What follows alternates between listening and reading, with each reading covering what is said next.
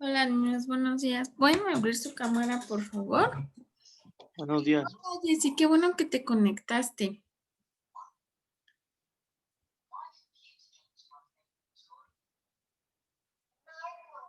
¿Cómo saliste en las demás materias, Jessy? No esperaba salir bien. Ya me hacía vendiendo medias horas de placer. ¿Cuántos Pero sacaste? no, sí, salí bien. Bueno, en trigonometría saqué 9.4. Entonces, en las demás 7 y 8. Creo que me va mejor así que en presenciales. Sí, ¿no? Yo creo Me que salgo mucho. lo que pasa es que tu atención está más fijada en lo que estamos viendo. O sea, bueno, yo he notado eso contigo. Y en la escuela, pues en la escuela es diferente, porque en la escuela ya si no te habla San Agustín, te habla el otro. En fin, tus amigos.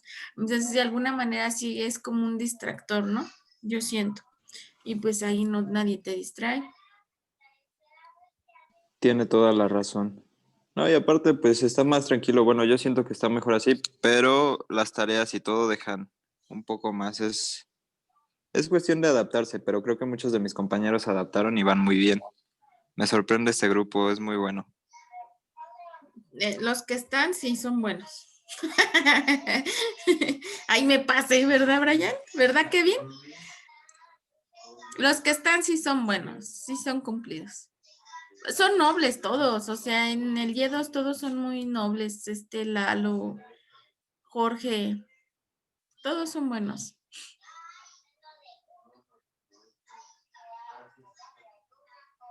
Bueno, pero como hoy vamos a ver a Nish, quién sabe qué será lo bueno, ¿verdad?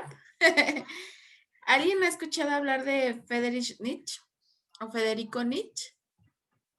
¿Qué saben de él? Nada, no inventen. Yo me sé una teoría, bueno, no lo conozco así mucho porque no era como que mi corriente filosófica, Uh-huh. pero él tiene pues sí, una teoría de que los hombres basan sus gustos bajo el regazo de una madre. O sea que las novias que nosotros tenemos tienen las cualidades que posee nuestra madre, tanto física como mental y a lo mejor protectormente. Eso es lo único que he leído de esa teoría, entre comillas. Bueno, yo le voy más que eso, era de ay, se me fue, de Freud, ¿no? En el complejo de Edipo. Es más, es Cierto, Freud. sí, perdone, me confundí. Pensé que Gracias por corregirme. sí, pensé que sí habías leído a Nietzsche, Jesse. Te va a gustar, te va a gustar. ¿Nietzsche o Nietzsche? Bueno, es que no sé cómo se pronuncia y Nietzsche me confundo con tantos. se escribe Nietzsche. ¿Es existencialismo? Mm. Vamos a, vamos a verlo, ¿va? Y ahorita comentamos acerca de Nietzsche. Berna no puede entrar, yo creo que tiene problemas con su internet. Era el que estaba esperando, pero creo que Berna tiene problemas con el internet o algo así. Ay, mándenle un mensajito en el grupo, no sean malitos, ¿no? Díganle que sí, que ya vi que quiere entrar, pero no puede entrar. Por favor, niños, los que estén ahí,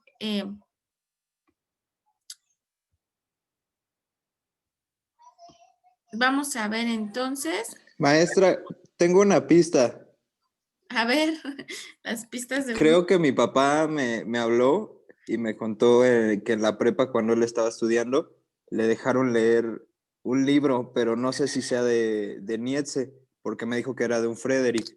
Ajá. Era como lo contó Zaratustra o algo así, ¿no? Bueno, más o menos. Ahorita vamos a aclarar las ideas. ¿Vaya, sí?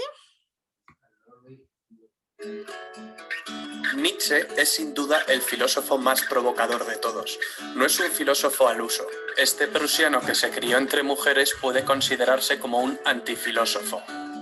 Fue un hombre temperamental que sufrió jaquecas que le acompañarán toda su vida. Pronto empezó a leer a Schopenhauer.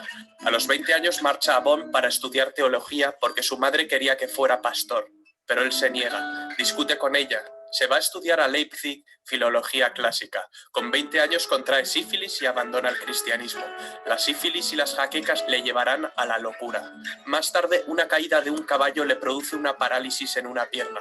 Con 25 obtiene por fin la cátedra de filología. Conoce a Wagner y queda obnubilado por su personalidad. Esa amistad acaba convirtiéndose en enemistad. Nietzsche renunció a desarrollar su pensamiento en forma de sistema, prefiriendo formas más literarias. Tampoco tuvo reparos en decir adiós a la filosofía académica sirviéndose de la contradicción y la paradoja.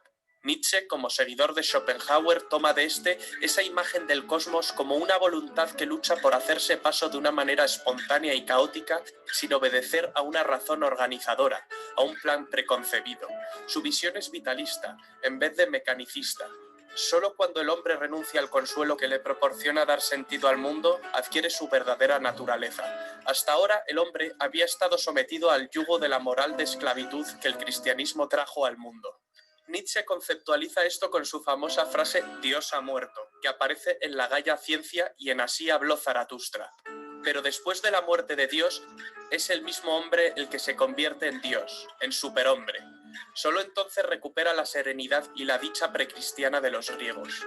Con esa actitud es posible prescindir del sentido de la historia, liberarse del espíritu de la época y mirar la historia sin ilusiones, de una manera nihilista.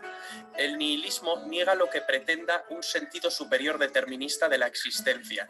Es partidario de las ideas vitalistas y lúdicas, de deshacerse de todas las ideas preconcebidas para dar paso a una vida con opciones abiertas de realización, incluso contradictorias.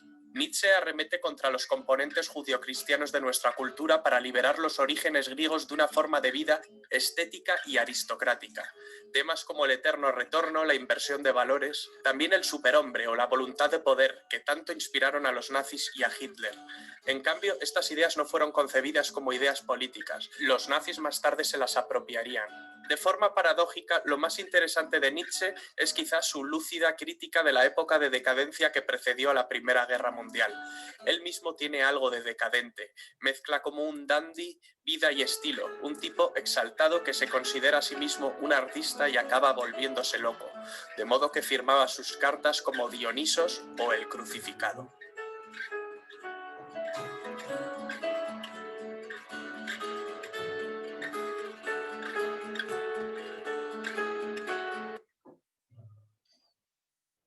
Bueno, él era Nietzsche. Nietzsche es un filósofo y filólogo muy controvertido, muy polémico, porque él es uno de los primeros que empieza a cuestionar lo que va a ser la genealogía de los valores. De hecho, en la genealogía de los valores es un libro. El Anticristo también es un libro. Él es el que dice la frase de Dios ha muerto. Sí, pero da toda una explicación acerca del por qué. No nada más porque él dijera, no creo en Dios, si Dios ha muerto, no. Él nos da toda una explicación, incluso una explicación de los ateos también. Entonces, nosotros, desde el punto de vista ético, pues vamos a analizar esa parte de la genealogía del valor, pero a quien le interese Nietzsche, pues tiene el libro del Anticristo, genealogía del valor, entre otros, que a lo mejor a ustedes les puede llamar la atención por lo que nosotros vamos a analizar aquí. Tenía algunas ideas tan polémicas como, por ejemplo, ¿no? Él analizaba y decía que ¿quién había dicho que lo bueno era bueno y que lo malo era malo? ¿Que quién lo había propuesto de esa forma? Entonces, él al recordar durante la historia, pues él había dicho que para empezar, en un momento, lo bueno lo habían inculcado las personas poderosas, ¿no? Los aristócratas, la gente rica, la gente poderosa. Ellos eran los buenos en algún momento de la historia. ¿Cuándo cambió? ¿Cuándo cambió la situación? Bueno, cambia con la religión cristiana, cambia con diferentes posturas religiosas y donde dice que, por ejemplo, la humildad, la debilidad, la pobreza, se van a convertir en características buenas del ser humano, ¿no? Eso va a ser lo bueno para el ser humano. Entonces, cambia lo que va a ser el valor, ¿sí? Por un momento se podía ver que la gente rica era buena y ya después la gente pobre pues es la buena, pero él decía que todo esto tenía que ver con la con la religión y él le hace una fuerte crítica a lo que va a ser la religión.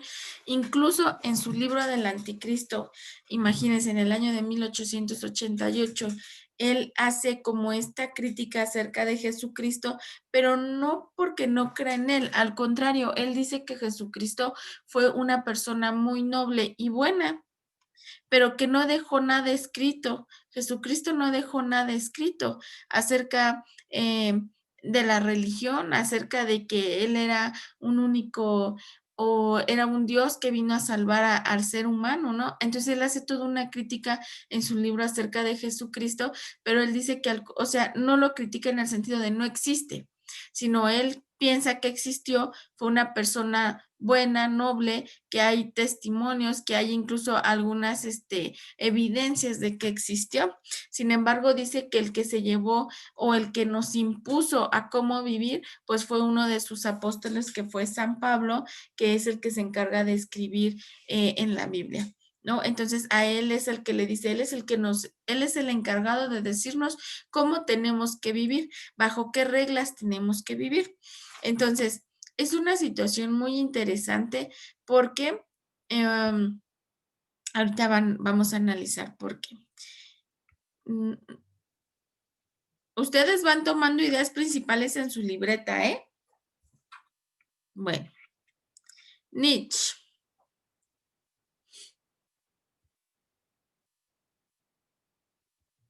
¿Me puedes ayudar a leer, Anita? Sí. Fuerte, Anita. Friedrich Nietzsche, sí, fue un filólogo y es que no alcanzo a ver. Y filósofo prusiano del siglo XIX, de la era anterior a la nuestra, que cuestionó la validez universal de los principios morales establecidos y que se revolvió contra los dogmas y contra la eticidad de la costumbre, es decir, la moral que identifica la buena acción con las normas morales establecidas del momento contextual e histórico. Sí, van sacando ideas principales, ¿verdad? Ideas principales, no toda la diapositiva, ideas principales.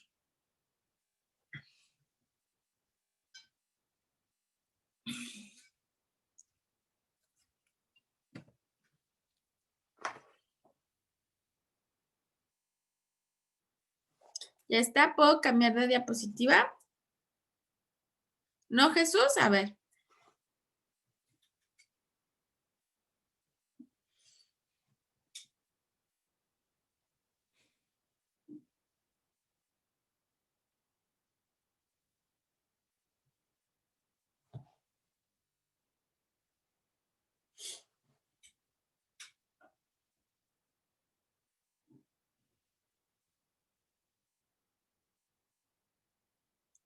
Manita arriba. Virtual. Virtual, Jesús. ¿No ve que ya somos muy virtuales y Jesús levanta su manita normal?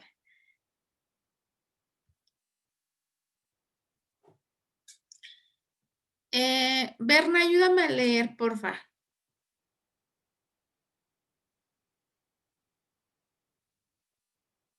¿Cuál, maestra? ¿Esta? ¿El primera?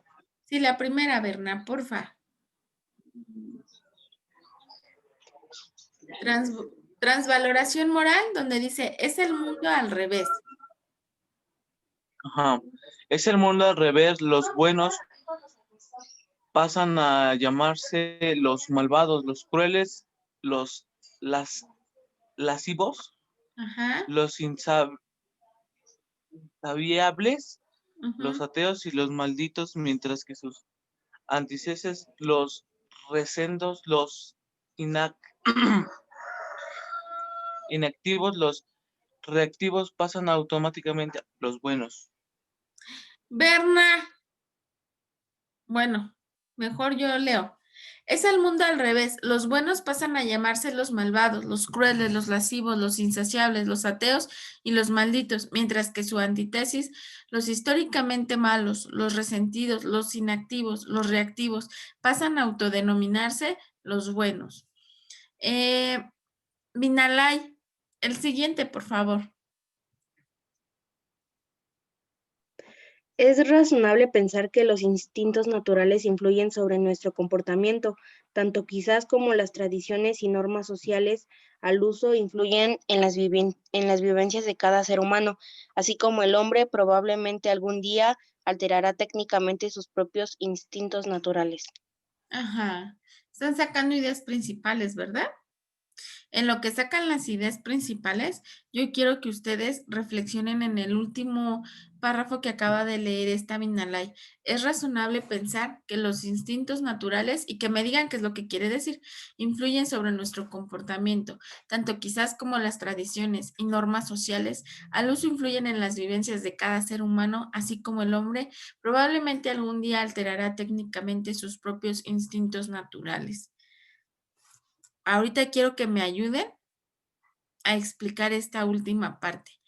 Saquen ideas principales, pero quiero que reflexionen en esta parte.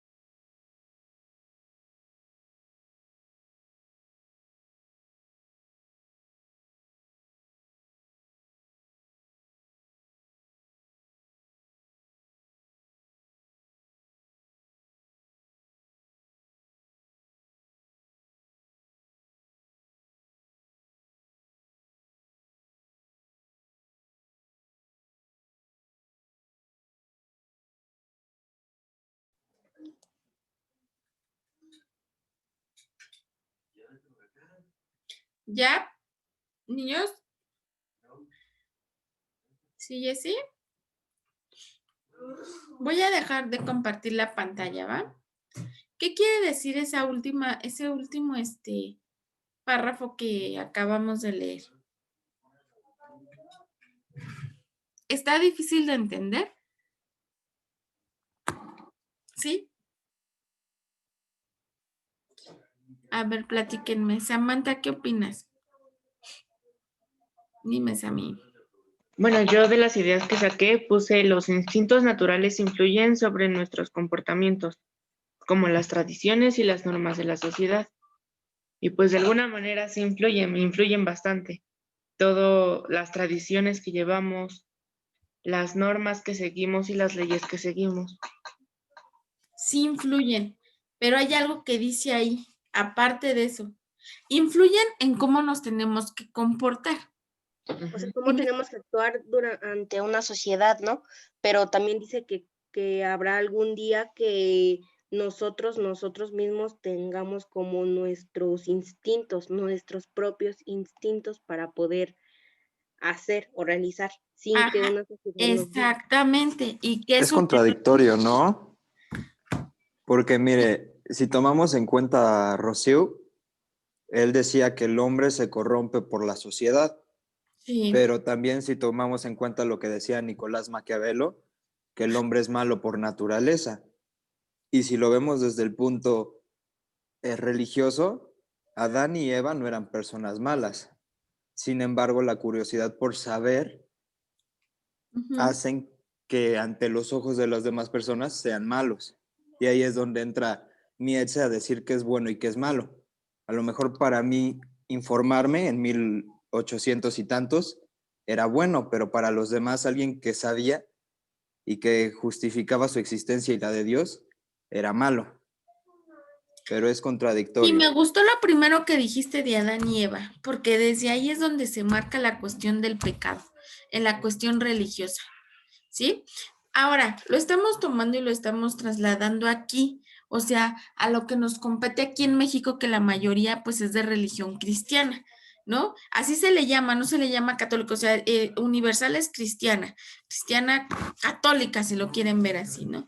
Y desde ese momento, desde Adán y Eva, desde que ellos comieron el fruto prohibido,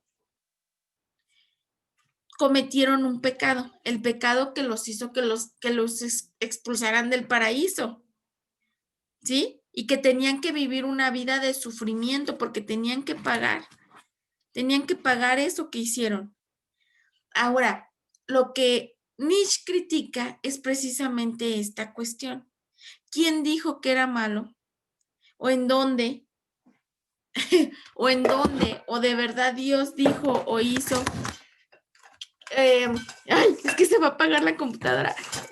O hizo que esa cuestión de comer el fruto prohibido fuera malo. Si el hombre actúa por instinto, eso es más que sabido y comprobado, es lo que tenemos como real. ¿Sí o no? El hombre actúa por instinto. Entonces, por instinto de saber lo que era, ellos prueban esa fruta, que no sabemos si realmente fue una manzana, ¿no? Pudo haber sido un plátano, una uva, no sé, ¿no? Cualquier otra cosa.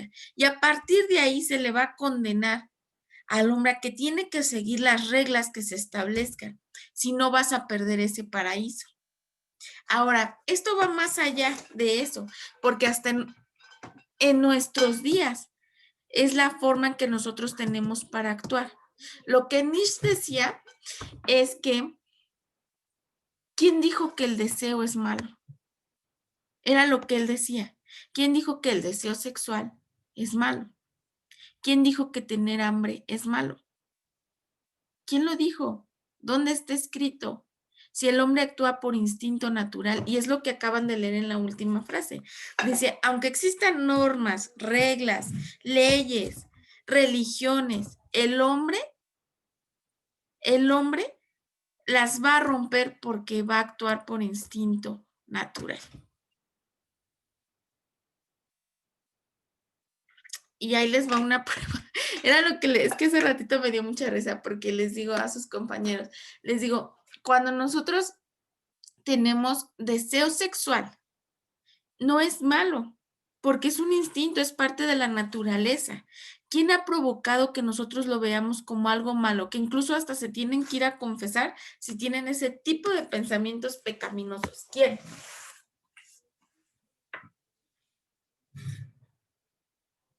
¿Quién dijo que era malo? La familia, ¿no, maestra? La familia, ¿verdad, Berna? La religión. No es que tú no debes estar pensando en esas cosas.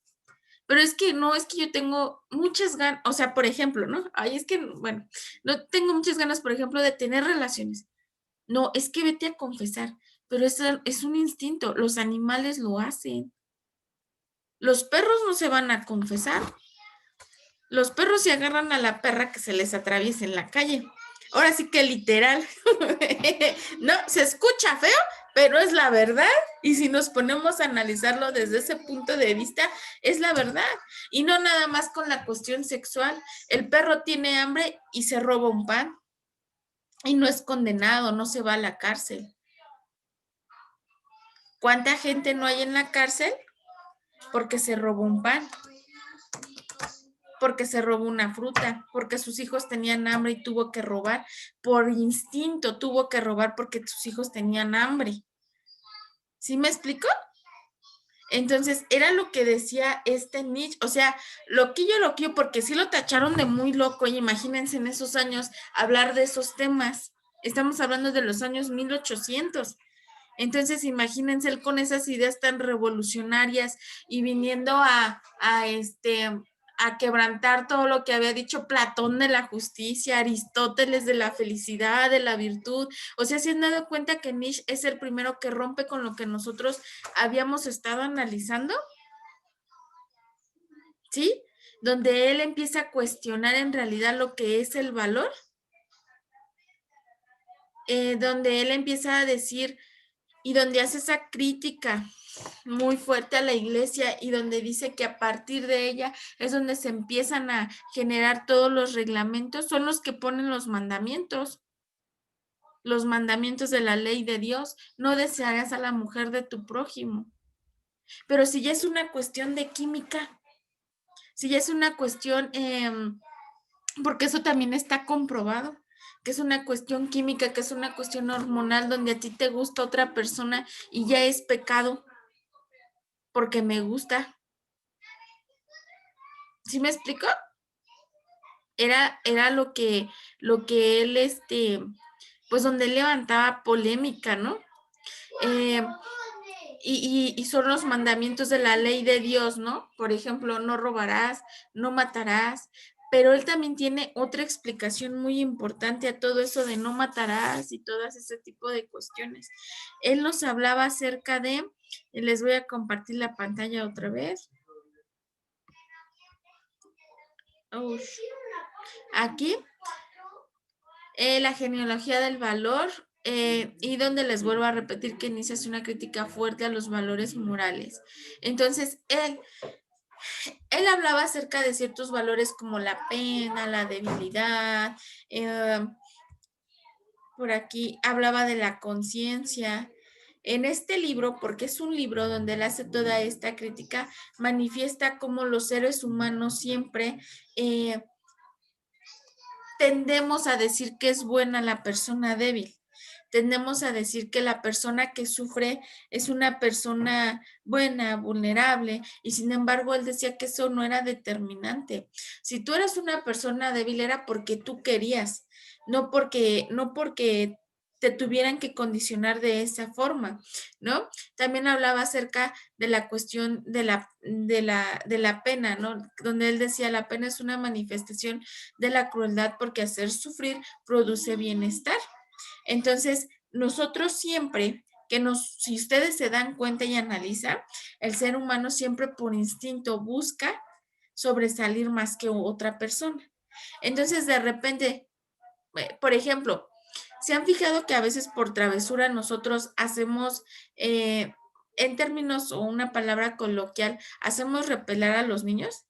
Y les queremos quitar su juguete, o vamos y abrazamos a su mamá para que ellos hagan rabietas y a nosotros nos da gusto.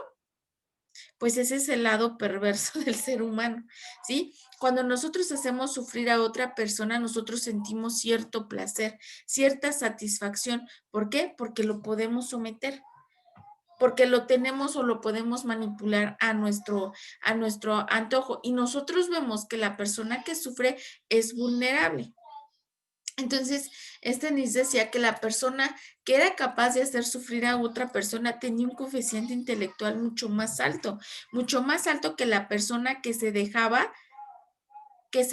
victimizar, que se dejaba sufrir, ¿sí? Que dejaba que tú, no sé, ¿no? A lo mejor le pegabas y el otro lloraba y no te hacía nada, ¿no? Entonces, pero también Nietzsche decía que todas las personas que podían hacer eso era porque ellos tenían que sacar todo lo que guardaban en su interior, porque es parte del instinto del ser humano, por ejemplo, el coraje, la rabia, ¿sí?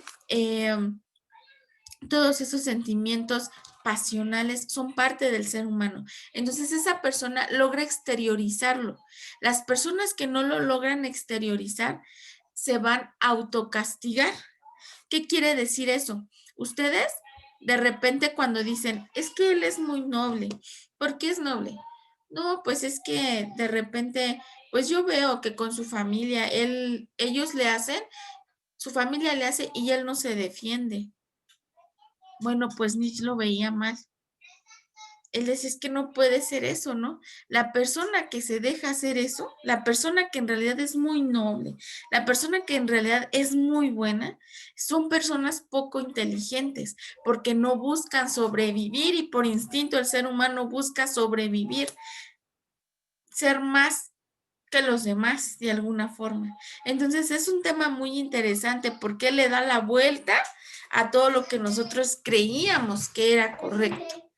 ¿sí? Y lo ve desde otro punto de vista muy importante. La crítica que le hace a la religión es una crítica muy fuerte en esa cuestión en la cual dice que siempre intenta que todo lo que nosotros como ser humanos, si nosotros deseamos un carro mejor o el carro mejor que el vecino, ya es envidia. Entonces él decía, no, eso no es cierto. El ser humano tiene que sobresalir, tiene que sobrevivir y siempre intentamos ocultar esos sentimientos. Siempre intentamos ocultar la rabia, el coraje, el deseo, sobre todo en la cuestión sexual, ¿no? El deseo, porque todavía a veces cuando tienes coraje, a veces contestas mal, ¿no? O de repente por coraje le pegas a alguien y ya lo sacaste. Fue una forma de exteriorizar lo que sentías, pero cuando te lo guardas te puedes autocastigar, te puedes victimizar. Y Nietzsche lo veía desde este punto de vista que era peor, que era mejor, ahora sí que en términos coloquiales, era mejor ser canijo a hacerte la víctima. Y a veces creo que sí, eso es, en esa postura sí, sí estoy de acuerdo con él. En ese sentido, ¿no? En otros, pues sí varía un poco sus ideas, porque de alguna manera si pensáramos como él pensó en algún momento, yo creo que pues sí habría un gran desorden en la sociedad. Como nosotros lo hemos venido analizando en todas estas clases, la iglesia, la religión que sea, es la que ha inculcado ciertas normas para que todo esto no se salga de control. Sin embargo, con lo que yo me quedo con Nietzsche, y yo creo que no los quiero hacer pensar de esa forma, pero es en esa forma de hacer una crítica o de valorar esa parte donde por instinto muchas veces actuamos de una forma en la que la sociedad nos castiga o nos critica de una forma moral. Vamos a poner un ejemplo muy sencillo y muy común. Las personas que tienen a dos personas que aman, ¿no? Los amantes, por ejemplo. O sea, él decía, la sociedad te va a criticar, ¿no? Porque para empezar es un pecado. Pero no se supone que el valor del amor es uno de los valores más importantes. Podría ser, y que mucha gente, si ustedes platican con ella, dicen, es que yo realmente me enamoré, yo realmente quiero a dos personas, y pasa, tendríamos que escucharlos, a lo mejor no tenemos a nadie cerca, ¿no? Pero es algo muy común, ¿no? Que a lo mejor el abuelito tuvo a otra persona y ustedes tienen medios tíos, medios primos, ¿sí me explico? Porque el ser humano va a actuar por esa cuestión de instinto que va a ser la pasión. A nosotros se nos ha olvidado que el hombre es pasional, que el hombre busca ser querido, amado, tratado bien, que tiene deseo sexual también. Entonces, eso es una parte muy importante de la cual él hace una crítica, ¿no? Y que siempre se ha tachado como es un mal, es un pecado, no lo puedes hacer. ¿Sí me explico? Entonces, esa es una frase muy importante con la que yo me quedo, ¿no? Podrán existir muchas normas y muchas reglas, pero el hombre las va a romper por instinto, de una o de otra forma. Ahorita estamos hablando del deseo sexual, pero hay muchos instintos. El hambre también es un instinto. ¿Qué opinan? ¿O no opinan nada? ¿Qué opinas, Samantha? ¿Por qué te ríes? Porque de todo lo que dijo, yo siento no apoyarlo a él. ¿Por qué? Como que siento que su pensar, no sé, está raro. ¿Por qué? Porque, como usted lo dice, o sea, si todos pensáramos como él, la sociedad sería totalmente un caos. Dejando atrás la iglesia, porque la iglesia siempre va a ser muy polémica. Bueno, la religión. Pero es que a la iglesia no la podemos apartar de este código moral y ético que tenemos, ¿eh? Porque ese fue el origen. Ese fue el origen, como bien lo dijo Jessie desde el principio, con Adán y Eva. ¿Por qué creen que muchos filósofos son ateos? Porque se clavan en esta cuestión. Entonces, yo entiendo como esa postura que todos tenemos porque son diferentes, ¿no? A mí me daba risa cuando en filosofía le llegaron a decir a la maestra Leti que yo no creía en Dios, ¿no? Y a mí me daba risa porque yo no lo decía, lo decían los filósofos. Entonces, ahorita lo que yo quiero que ustedes también entiendan es que lo dice Nietzsche y que sus ideas han pasado de generación en generación, ¿no? Y como les vuelvo a repetir, cada quien y cada cabeza es un mundo y cada quien elige la forma de vivir, principalmente en ética, ¿no? En la materia de ética se puede hablar de esto, en trigonometría no, o en física no sé qué lleven, pero en esas no se puede hablar de esto, pero aquí es una forma de vivir que yo elijo, ¿sí? Una ideología que yo elijo. Y si nos ponemos como a buscarle y a rascarle más a Nietzsche, en algunas de sus frases, tiene alguna forma de razón en algunas partes, pero como bien dijo Sammy, si viviéramos de esa forma, esto sería completamente un caos. Completamente un caos. No se podría vivir de una forma en regla, porque si de por sí, así como vivimos, ¿sí me explico? Por dejarnos llevar por los instintos, como vivimos.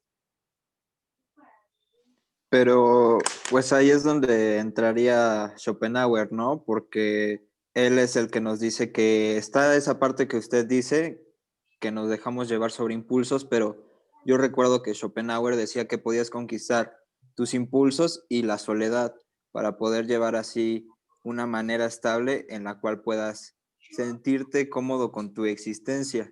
Porque Nietzsche siento que se dejó llevar mucho por lo que le pasó. Porque al final de cuentas a cada quien le pasa cada cosa, ¿no? Y no por eso he dejado de creer en Dios o he justificado las cosas que pasan hacia Él. Pero como usted dice, es cada punto diferente. Pero yo me voy más por Schopenhauer, eso de conquistar tus miedos y tu soledad es más placentero para mí. Ya nos va a sacar la plataforma, pero sí es un tema muy polémico, pero les vuelvo a repetir, es lo que dijo Nietzsche, ¿eh? Porque en su examen de admisión así va a venir, fue lo que dijo Nietzsche, la genealogía del valor y todo este tipo de cuestiones. Nos va a sacar la plataforma y luego me choca porque me corta y me deja con la palabra en la boca. Pero nos vemos el próximo viernes. El viernes. Nos vemos, niños.